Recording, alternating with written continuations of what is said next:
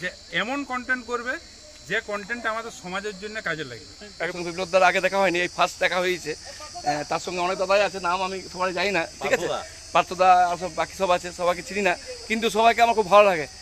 কারণ আমি রিপোর্টার জগতের থেকেও বাইরেও কিন্তু এই জগতেও আমি আছি তার সঙ্গে।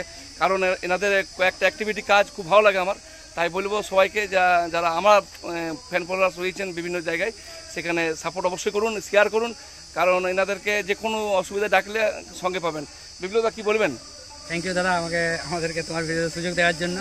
তো দাদা আমাদের নিউজের রিপোর্টের কাজ করে, তো দাদাকে অসংখ্য অসংখ্য ধন্যবাদ। কারণ এই নিউজ রিপোর্টিংয়ের জন্য আমরা সমস্ত কিছু জায়গার খবর পাই এবং সচেতন হয়। আর যে কোনো জিনিসের সচেতন হওয়ার সঙ্গে সঙ্গে আমরা ভালো কিছু করতে পারি।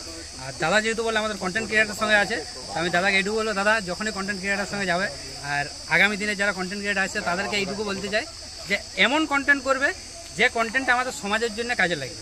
একদম বাস্তব। আর যেমন সবার সামনে সেই কন্টেন্টটা দেখতে পারে। আর এবারে বুঝবে কি করে যে আমাদের কন্টেন্ট ভালো হচ্ছে কিনা? যখনই দেখবে যে তোমার ভিডিও সবার সামনে দেখতে পাচ্ছে সবাই, সেদিন জানবে তোমার কন্টেন্ট 1 নম্বর আছে। এইটুকুই বলবো দাদা। তাহলে হ্যালো গাইস, 11 দুনা 22, 22 দুগুনা 44। ওই ডায়লগ কমান না, এটা বিপ্লবের ফেমাস ডায়লগ। ঠিক ঠিক ঠিক ঠিক ঠিক।